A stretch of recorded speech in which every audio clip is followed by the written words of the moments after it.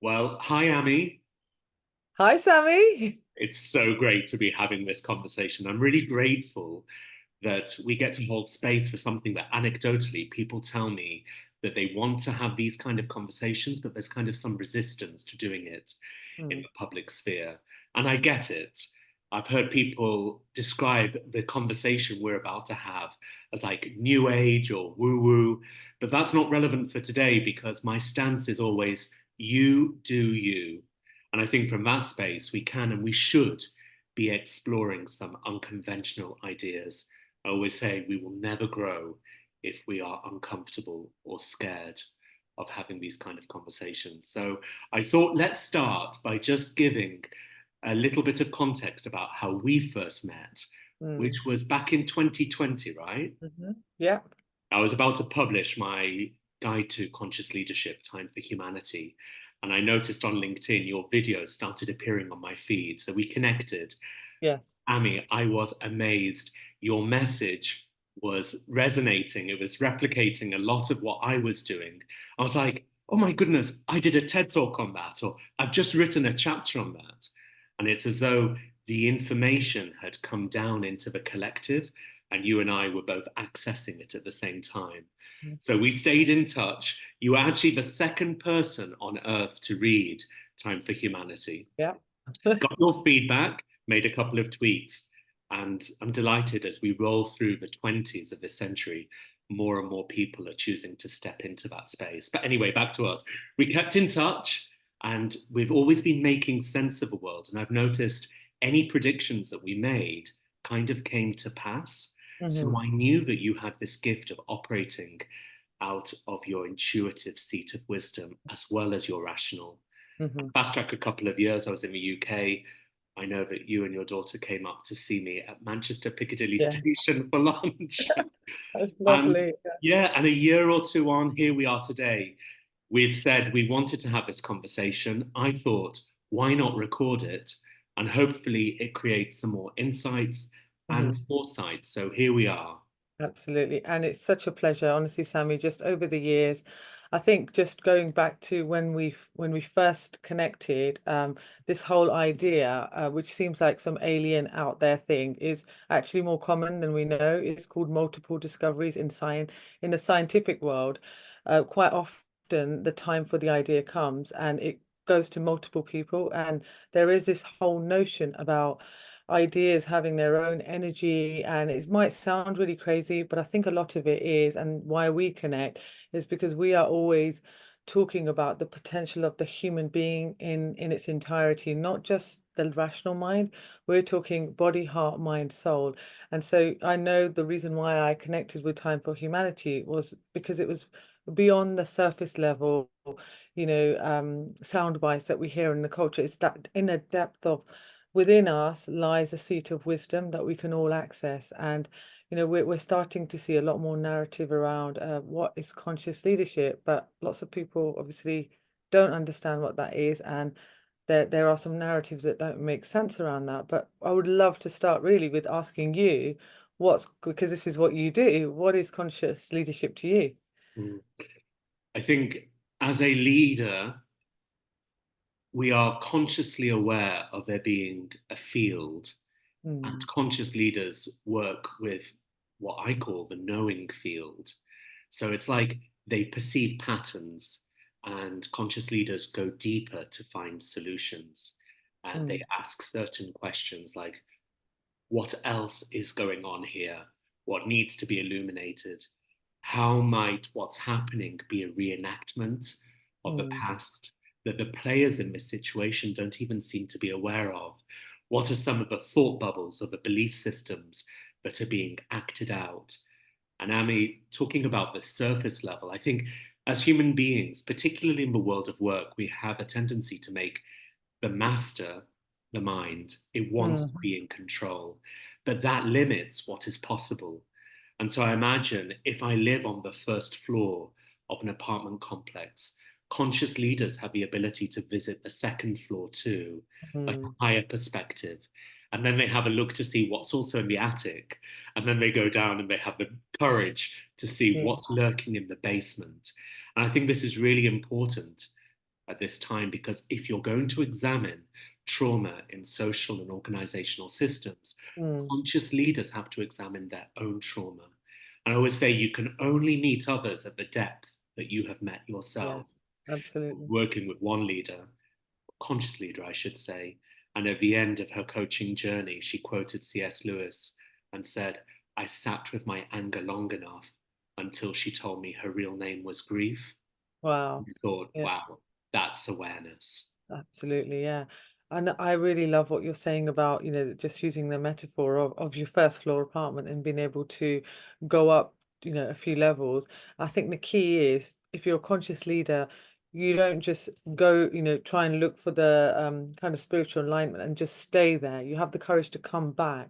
And it's that kind of that whole hero's journey where you come back and you work with the world where it is and not where you wish it was. So it's really about working with reality as it is. So you hear a lot of people, who come into this movement and they really like the kind of the sound bites, the feel good stuff.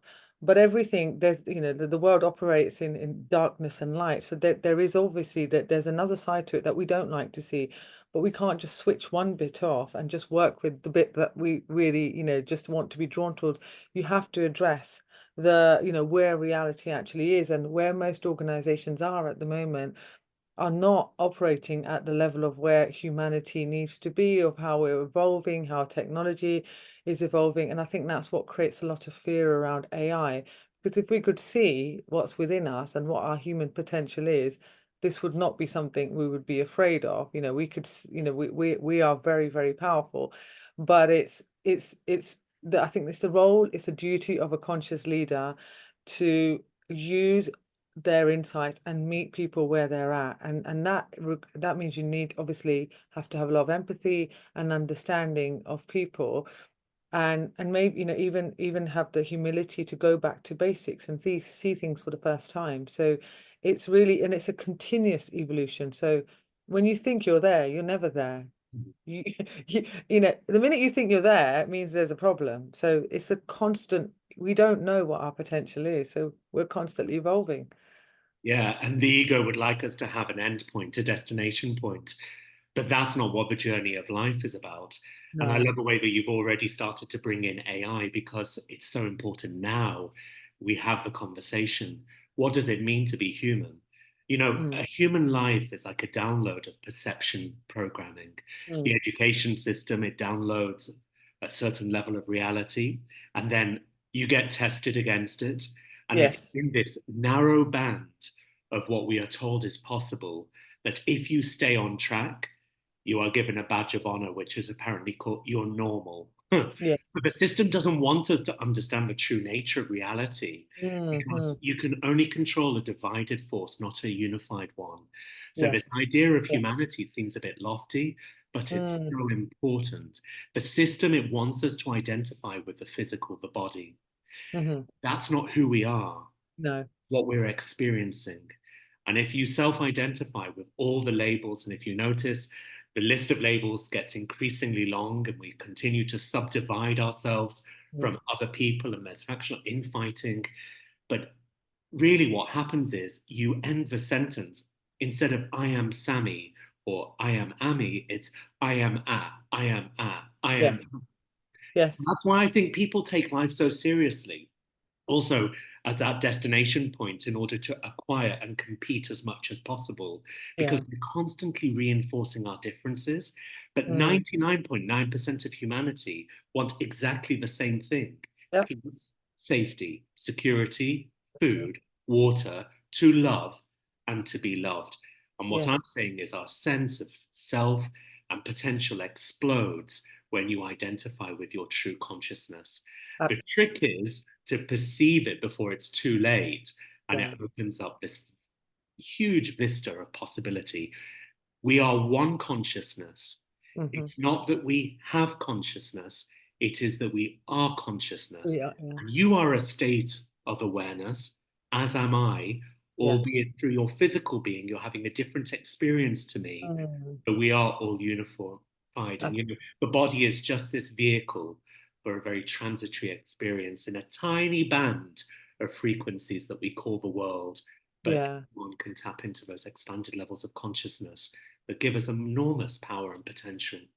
Absolutely. And I think, as we often talk about, and I think quite often people come to this place through a lot of suffering. So it gives a lot of meaning to suffering in our earlier years because you can create meaning from that. But you touched upon the ego. And I think just understanding what, the concept of the ego, like I can start with what I believe it is. It's our basic interface with the world and how that creates an illusion of separation. But it's very difficult for an ego to observe itself because it can almost make itself, if it recognizes the power of our wisdom, then it would make the ego redundant. So I think that the ego gets a really bad rap, but it's actually there's a good purpose behind it as well. But like you say, when you start seeing things, it's recognizing and seeing things as they are is the starting point. So I would love to hear your views on, what, because a lot of the things that we talk about, and the reason why I connect with you, and you're one of the only people that I can speak to, is because you understand. I don't have to explain. You understand these basics, and um, I struggle actually to explain. What does it mean to, because people often think the ego is you're just being arrogant. You just got a big ego, but we're not talking about that. We're talking about something different. I would love to hear in your beautiful articulated way what you think. How would you explain the ego and the higher seat of wisdom? Yeah. Well, let me start by explaining what I think spirituality is. Yes. And then we can go into how the ego, which I think almost likes to be controlled, and we see Mm, that play out in these unhealthy dynamics of fear and control. In my mind, spirituality is about going within and mhm, discovering who we really are, of which the ego is mm, part. And that's why they say don't kill the ego. It's part of being a human, it's part of our condition. It's yes. about having a healthier relationship with it. And the challenge is nobody's going to be able to do the work for you. Whilst we Hmm. can take inspiration from other people's experiences, this journey is for each person to lean in and explore. And it's a messy journey. Hmm. It's probably easier not to do it. Yes. As I said before, our true nature is spiritual, not Hmm. physical. And we're Hmm. conditioned to dial up the ego and challenge everything. But there are great aspects of life that we're simply not going to find the evidence for or Yeah. against. And I think that's one of the reasons that stops us from having these really important conversations. Mm, I have a reflection in my book, Nine Lessons from the Universe. Facing reality means befriending uncertainty and ambiguity. But yeah. the ego doesn't like that. And it was Yes. a watershed moment in my life when I realized I made a conscious choice. I don't need to overanalyze and try and rationalize everything about existence. Yeah, I know. Noticing this worldview is beginning to emerge where the separation between the metaphysical and the physical is beginning to disappear. So Yes. when I notice for myself that the ego is arising, I start to go back to some of the scientific learnings around, for example, if you had a camera taking photographs flying through your body, you would see that matter is only Yeah. 0.0000001%. That's six zeros. So Mm, your solidity is an illusion. yes. And it's not just the body. Everything we see is 99.99969% empty space. Yes. The amount of light that we see comprises 0.0035% of the whole electromagnetic spectrum. Mm, So think about all the information we don't sense. From that exactly. place, we realize there are vast possibilities lying outside the narrow band of Absolutely. possibilities that we're programmed to believe. And I Yeah. found that's one of the best hacks to being able to deal with the ego. It's so true, Sammy. It's you give it because the ego operates on because as you said before, a lot of it's about control. And the control isn't there because it's not out of meanness. It's like the world is the reality of the world is that we don't understand. We cannot perceive everything. And that for the ego is very scary because it doesn't know what its boundaries are. So it's always trying to keep us safe. It's like an overprotective parent. So you wouldn't call an overprotective parent evil. You would just say they were overprotective and you would say, okay, look, thank you, I'll take it from here. So its foundation is fear and and protection, obviously because of our reptilian mind. But when we start, yeah, like you say, when we start giving it evidence, so you have to give it something that it cannot break down and dispute. So you lay down the law, almost like you would in a court of law, and say, Mhm. here's the evidence here, here's the evidence here. And then it kind of, then it accepts it as this is fact.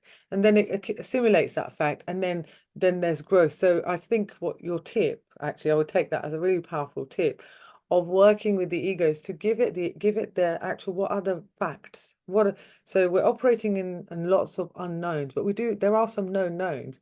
So let's just start with the knowns, and then that expands your discomfort zone, and then we're ready to take on more. And then you get to a place where you're really comfortable with, you actually accept that reality is ambiguous. We don't know what we don't know, but actually it feels beautiful because it feels very freeing. And then you start feeling synchronicities. And like, you start meeting people like these kind of, you just kind of, you have it in your heart that I want to meet people that are, and I remember like a few years ago, many years ago, before I kind of, left the corporate world as an employee. And it was it was a very difficult time. And I think a lot of our growth comes from great suffering. And I think a lot of people are in this place at the moment where um, it might feel easier to not do something, to not do anything, but I think it's actually the suffering is getting so painful that they have to do something. So there is an inner calling, and I think that's why we're seeing all this narrative come in. But I do remember really wanting to, and I remember just making a list of what are the types of people I want. So really kind of thinking, from my mind, what type of people would I want to connect with? And I didn't know these types of people even exist because obviously the ego makes you believe that you're this and you're just weird and no one else thinks like this or that, because it's worried that you might actually connect with those people and really, wow, this is amazing. And that's exactly what happened. So I remember thinking, I really want to connect with people that are, I didn't know quite what the word was, but it was like more soulful. They connect at a deeper spiritual level, like what it means to be a human being. And so it is no coincidence, Sammy, that I am talking to you and you have written a book called Time for Humanity. So there are no coincidences. And I think, whether it's not, I don't think it's woo-woo stuff. It's literally your brain. Um, because it's almost like a bloodhound. It searches out at a subconscious level what you told it to do. It just does its job. You have to say what you want. And I think a lot of that starts from identifying what you don't want. So all the grievances people have, I feel empty, I feel this, well, you can turn it around and think, what do you want? And then actually have the courage to move towards that. But I think people are too scared to do that. The ego makes them feel afraid that, oh, what if it doesn't happen? You Yeah, know, and I think what people are what if it brutally does? hurt by it all. But life has this tendency to give us our greatest gift, Yes, brilliantly disguised as our worst nightmare. yes, And I think absolutely. all of these things in our humanity lie innate within us. It's experience that brings them about. So it's Yes. like our responsibility, as in Mm, response ability. If we're yes, able to shift the perspective yes, that this is happening to me, yes. this is happening for me, For and there me, might be a lesson that still needs to be integrated. I love that. yeah, Use the difficulty yeah, because you are the one, you have so much power. yeah, And we're used to being abused, but the power is not with the abuser, it's with the receiver. You, yes, I yes, think about sheep, a sheepdog, and a shepherd. And for me, the shepherd is the one that's like, I am in control, I am the authority. The sheepdog represents the fear. But if a few of the sheep stopped complying, the whole situation would change radically. absolutely. And that's Yeah, why I'm so encouraged. The system is no longer working because yes, it might feel slow, but what I've come to learn is in this, nothing happens according to our desired timeline. yeah, It happens yes, exactly when it needs to happen. yes, But I've never wanted to be normal, Ami. So you yeah, can follow the herd by staying within the norms, or Yeah, you can go on your own path. And I'm absolutely. choosing to go on my own path. And Yeah, it might feel lonely, but there's people like you and many, many others who absolutely. are out there in community. And as I say, community keeps us accountable. It's Yes. also very encouraging because this is a big year for us stepping into our sovereignty and power. I think Mm. where we have been overly compliant, we're going to see more and more people revisiting that dynamic. Yeah. And we're entering a time where the outsiders are becoming the leaders and others are choosing to group or team around them. So I say to people, listen to the folks at the periphery because the center is not going to hold. No, it's beautiful. Just the way, just choosing to walk your own path. And what a few days ago is actually, not surprisingly, Sammy, I was also reflecting on this, on how, it's almost like you're kind of walking through the woodland and it feels like you're on your own, you're treading your own path, but actually if you look left and right you will see other people in also doing the same thing, and there's almost like this invisible thread that connects us, but you won't see that until you take the next step, and the more you do it, the more those people, either those people find you or you will just naturally just draw those people, or you're just not for those people who want to be part of the herd, because it doesn't work. That's actually, it becomes, you get to a point where you cannot unsee what you've seen and you can't go back to that herd because it's too painful. You can't even pretend. You cannot even pretend. Yeah. And it's beautiful because then there's the point of no return. And part of me, us recording and talking so openly and me writing, really it is about only drawing those people into my life, and you're only working because I have spent, and I'm sure lots of people have as well.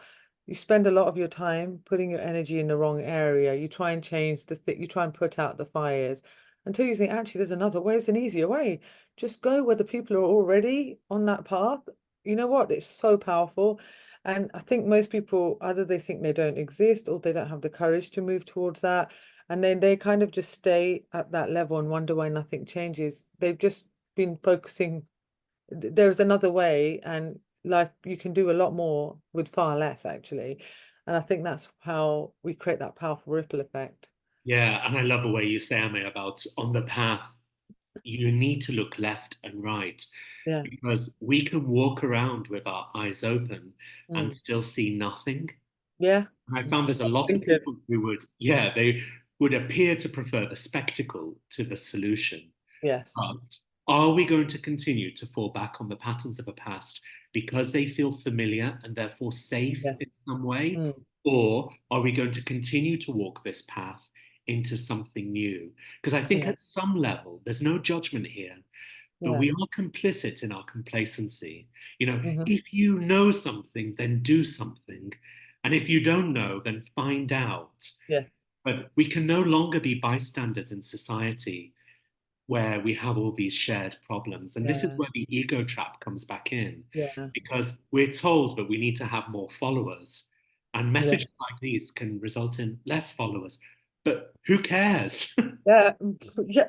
You need, as history has shown time and time again, the key to the many are the few. So it's not about lots of, like, you're here today, gone tomorrow. What is sustainable? You do not need millions of people saying and believing that. We just need the few to come together, and you just kind of light each other up, and it's so powerful. So yeah, I'm with you. And it's just reminded me, I'm sure you've heard of the author Stephen Pressfield. He writes about the war on art, the war on, us being truly human, and he talks about this insidious force called resistance. And it's there, it's like the Terminator, it's there 24/7. It's just trying to shut down any progress and any novel idea, and its role is just to keep things as they are.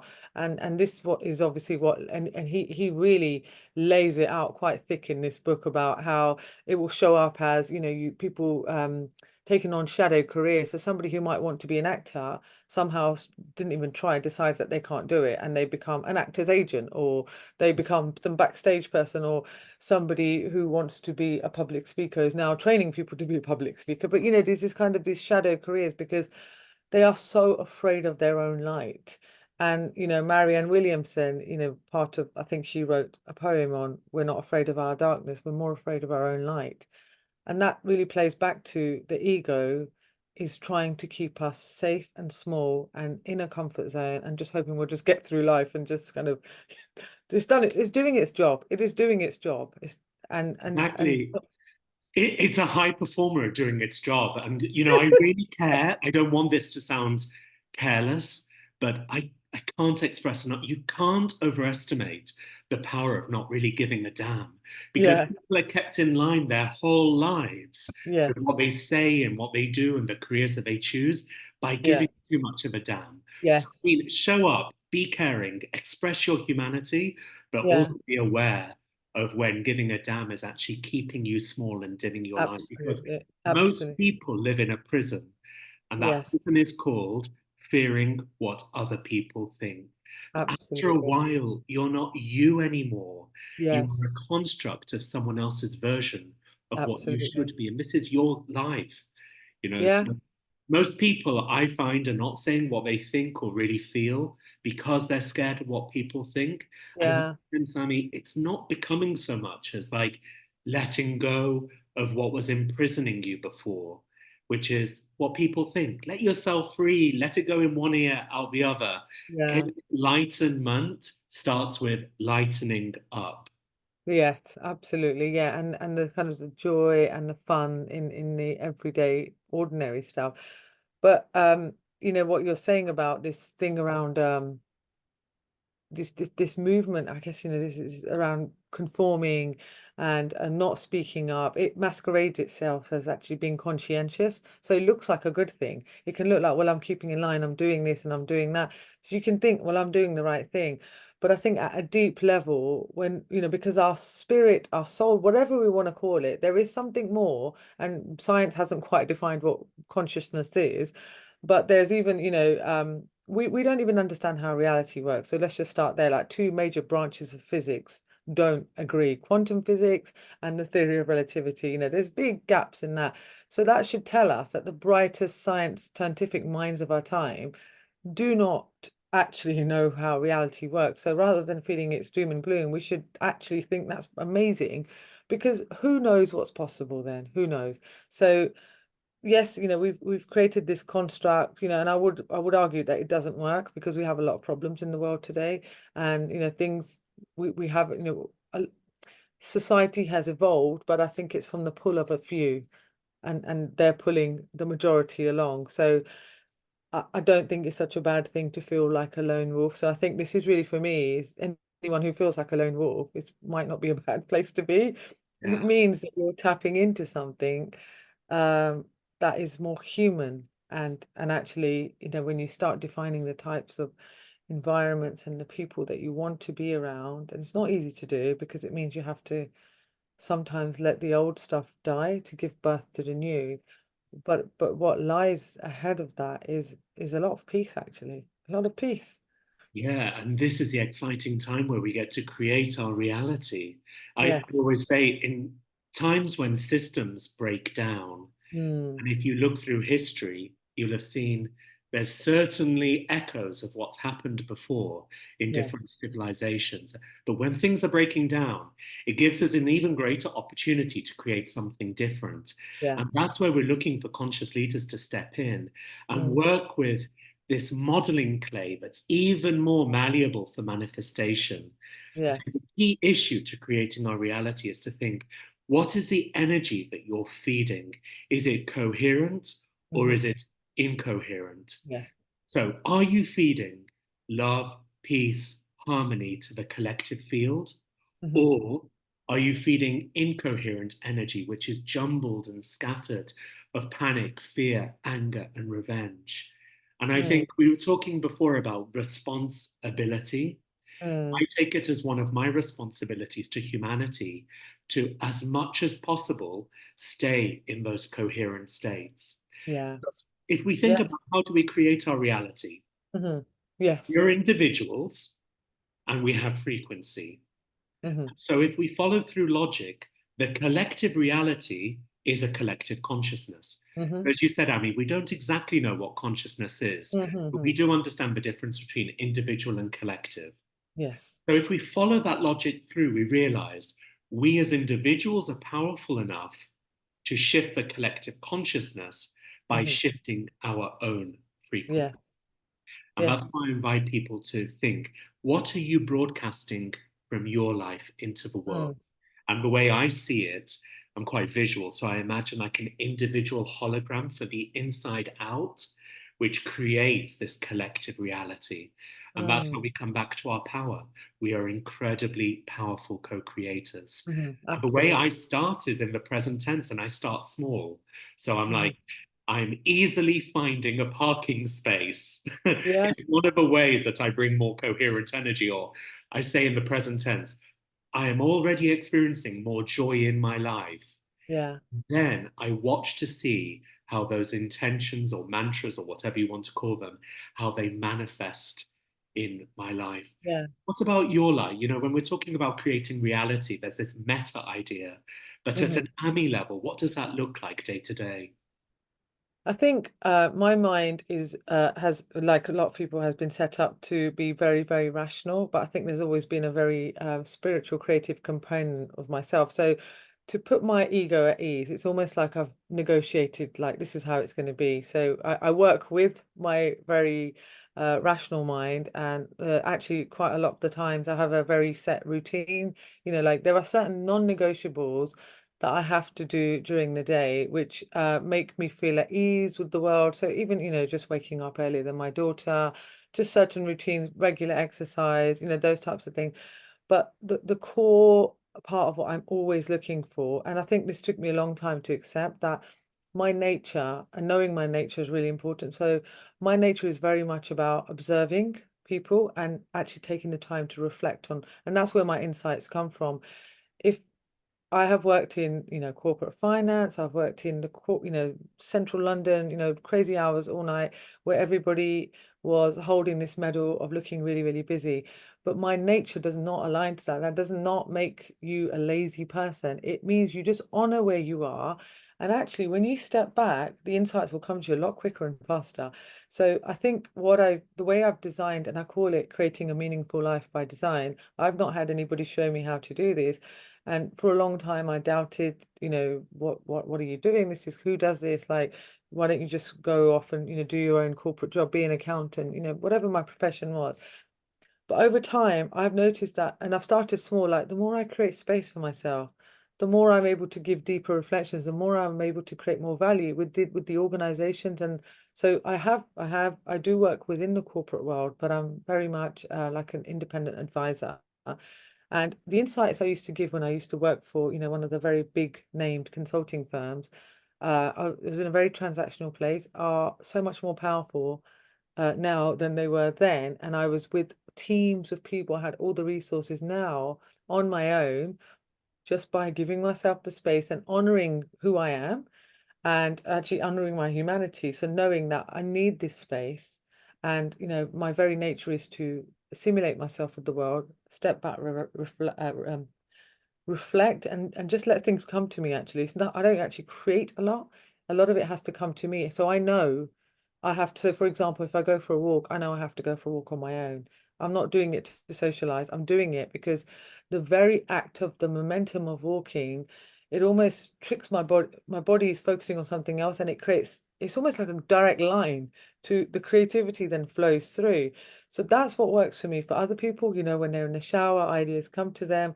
So I think so in the AMI world, it's very much, there's the structure I have had to create so then I can operate in a way where I can be true to my nature and create the space for more meaningful insights, which therefore means that um, if I feel like somebody's energy, or people are very, very reactive, I try and minimize. I would give people respect, but I try and minimize, and it just so happens that those people just don't come into my world. I think just because of the very nature of how I am, there is no resonance, there's no connection. Even the leaders I work with in the corporate world, they're already starting to operate at that level. So I think it really comes back down to knowing yourself, getting very clear on who you are, honoring who you are.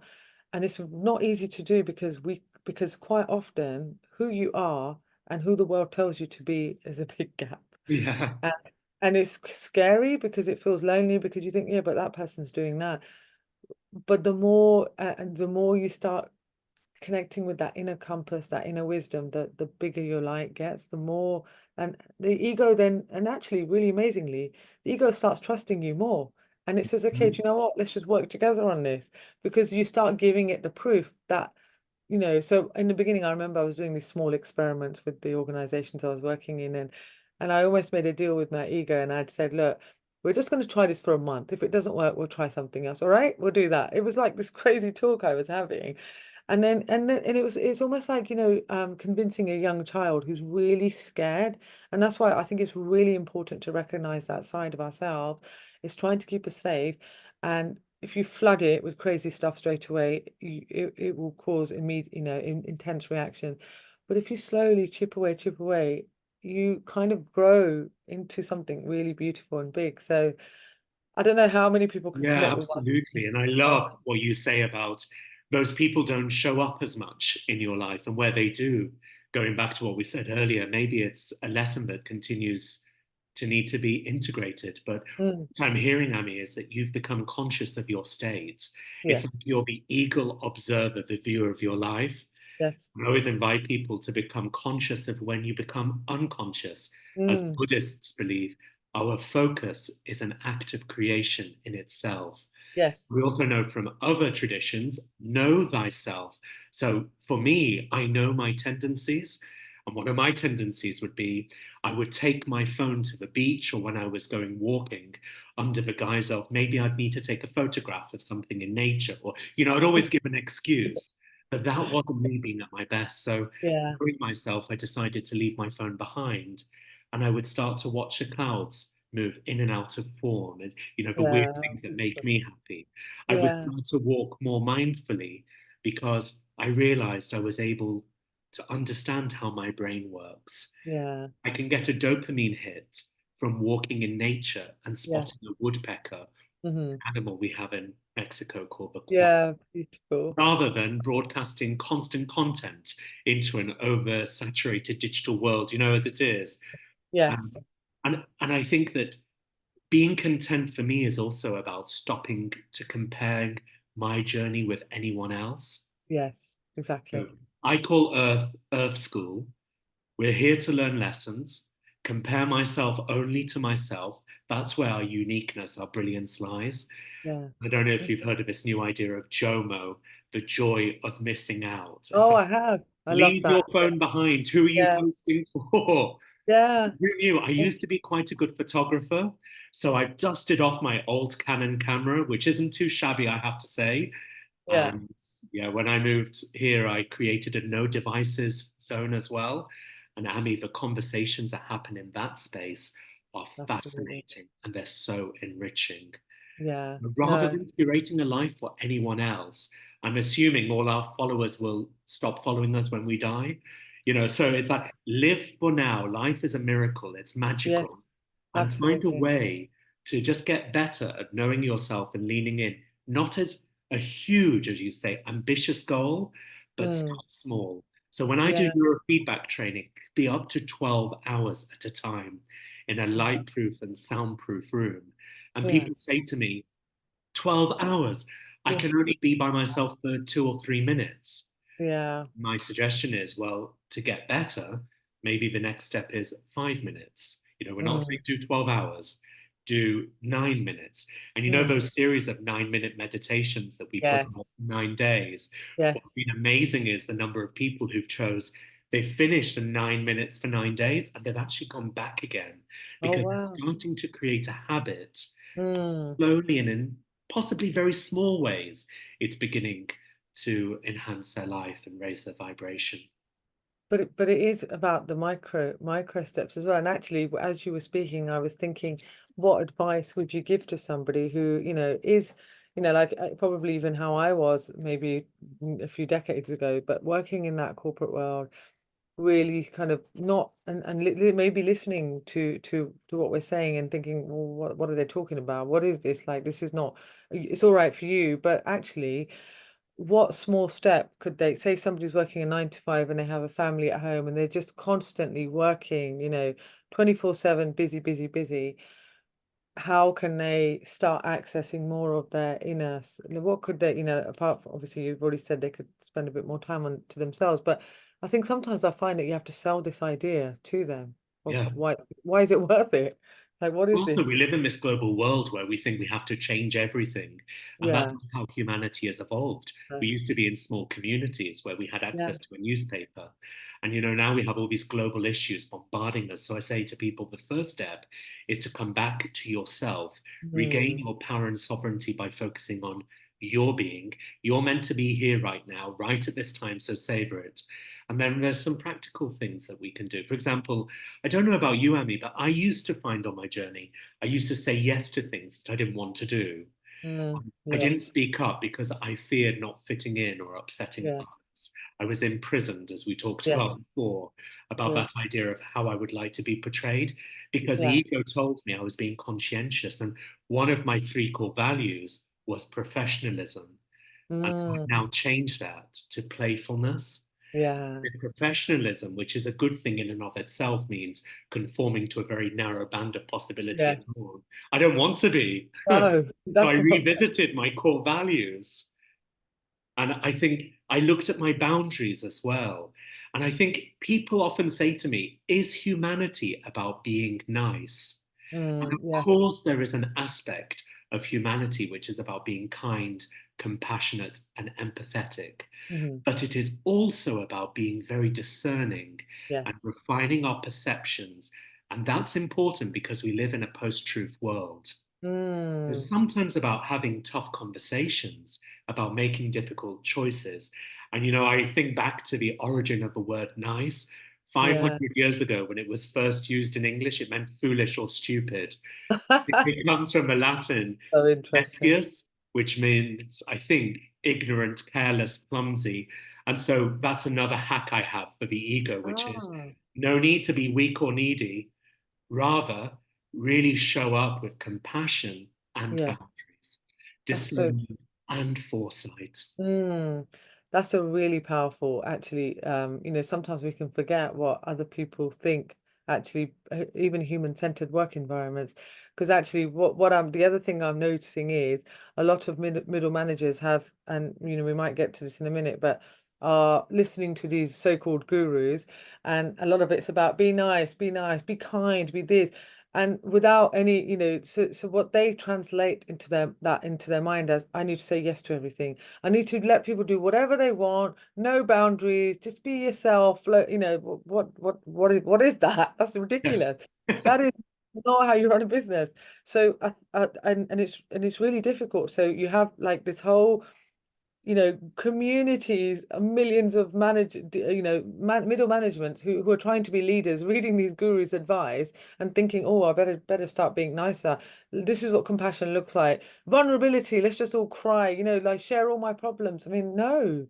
So, this is really what we're actually seeing more and more of. It's this kind of mistranslation of actually and this kind of pop psychology, shall we say. Yeah. What are you noticing in that space? So, as the eagle observer, I've been seeing over the years these leadership gurus, often in the US, starting off as professors who become famous, but doesn't have to be. It can be under the guise of spirituality, but Yes. essentially selling snake oil to people at conferences and summits around the world. Yeah. And Yeah. I just want to ask people, put in, for example, those leadership gurus who have businesses or have affiliations, just go onto Glassdoor and have a look at the reviews of people who've worked with or for them. And it's really quite illuminating. And when Yeah. it comes to spirituality, I think if you've had what's called a dark night of the soul, you're Mm, hardly going to be posting about it on social media. So no. I've noticed this awakening. It's a great thing because there are some beautiful people who are doing some incredible things. But there has been this expose of some gurus and experts lately. I've never told people what to do. I Yeah. personally don't think people should. I've No. always resisted this idea of giving a framework or a model Yes. to people to being more human. But what are you noticing in that space? I think the minute you start creating a dependency on a certain person's name and you immediately working with the ego, it might mimic itself or masquerade as a higher level of consciousness or or some sort of wisdom. But the minute you say, I am the answer and I have the answer, you're actually working against reality. So there are fundamental timeless principles that hold true. But it does, you shouldn't have to go to some person's course or buy, and I think most people know this. But I think part of the reason why people are drawn to it is because there is a gap. There's a need to hear more of these sound bites. So I think the sound bites are true. They are pulling on a lot of them use Stoic principles, these pillars that have helped that have stood the test of time. So they're using the stories that are true, and maybe they believe them as well. But then they're not sustainable, because then they're not sharing, actually, you have to do the work. You've got to do the inner work, and you have to turn up and embody your message, not just hold these amazing, beautiful events with fireworks everywhere. And then when people don't transform because they just turned up to your 3-day workshop, you gaslight them and tell them, well, there's something wrong with you. Because the reality is, you and I know that inner change is a lifelong process. The more I know, the less I know, the more it's just, it just makes you humble. You just see that we're significant, but actually insignificant as well. And the minute you realize that we know nothing, you're open. You're so open. And yeah, and I think the challenge that I have, and I immediately get like this feeling of ickiness, as soon as somebody kind of comes up with a new model, a new framework. I think it's great because the ego likes it. The ego likes, if I follow these pillars, then I'll get this result. But the thing is, people are not getting those results. They're hearing the right messages, the story's right. It's like going to the theatre, you're seeing the performance, you feel great while you're in the theatre, but the theatre's not promising it's going to change your life, but these people are.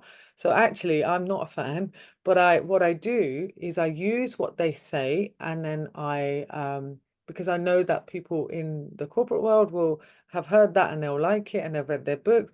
So I'll often use their models and I'll adapt it, and I'll say, okay, this is the start. Now we have to do this, this, and this. You can't stop there. It's not sustainable. So, we've had these conversations in the past. Go Yeah, on. I totally share your perspective. And I think the other thing is there's promising enlightenment, Yes, but enlightenment is a moment, it's not a state. And it yes, doesn't happen by chasing the light. And the ego likes light things. yeah, But yeah, yes. it's about getting to know your soul, your spirit, and your shadows. Mm, I can give you a preview though. The secret is happiness comes from the inside, yes, not the outside. The exactly. only way to really feel good is to feel good from the inside. Yes, And working from that logic, it doesn't make sense then to attach your happiness or the pursuance of enlightenment to somebody else. yes, And yes. then at a really spiritual level, the thing is, we cannot achieve enlightenment in any sort of progression, acquisition, because Mm, at a spiritual level, enlightenment already is. It's like mm. a drop of water in the ocean cannot achieve becoming the ocean, Yeah, exactly. It just is. achieve Yeah. becoming water.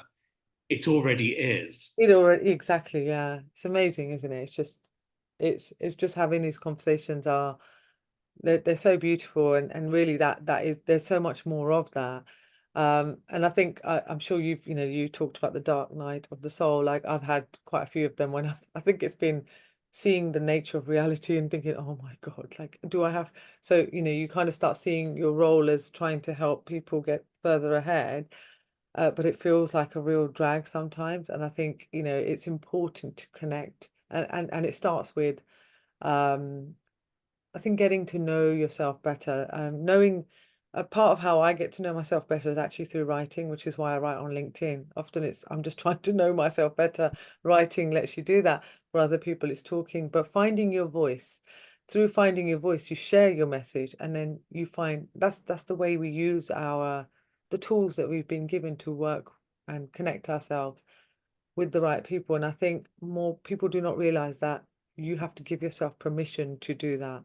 Well, Amy, we could talk all day. I have so many more questions, and I know people are going to reach out with more questions as well. So let's Mhm. hold the intention to do another one of these. But for now, as we wrap up this conversation, I would love to know what's your central message? If I had to ask you in 8 words or less, what would it be? I would say surrender, stay open, and just take the next step. That would be my kind of central philosophy of life. What about you, Sammy? Right, let's hear what you. I'd love to hear yours as well. Mine would be proud of the role you played. Beautiful. I Yeah. think it's such an important time. We said it Hmm. earlier. What a time to be alive. We're here now for a reason. Hmm. So Absolutely. surrender, be open, take that next step, be proud of the role you played. Ami, I Hmm. just want to honor you. What a beautiful conversation. And the Absolutely. last 4 years of conversations that have led us to today. Absolutely. Honestly, yeah, it's such a privilege. I feel, yeah, I think just having people like, this is really testament to really getting to know yourself and putting yourself out there in the world as to the types of people we want to connect with. And our conversations have really helped me, as I know with you as well. They just help us move. And it doesn't take much. We share small snippets. Sometimes we don't talk for ages, but I think when the basic foundation is aligned, it's so beautiful and so powerful. So yeah, equally I want to honor you and thank you so much for being this guiding light for everyone and for speaking your truth as well. I feel likewise. I think many spiritual people withdraw into hermit mode from the world in Mm, order to maintain a high vibration. And I absolutely. guess our challenge is, how do we come out into the world? It's one thing to meditate, but it's another Yes, level to take your meditation into the busyness of a market. I absolutely. invite us. There is a huge community out there of like-minded souls who want to have these Mm, conversations. So yes, be in the world as much as you are of the world. And I yes. look forward to speaking to you soon. Thank you so Oh, thank you much. so much, Sammy. Thank you so much. It I've was a loved pleasure. it. Speak to you soon. Bye.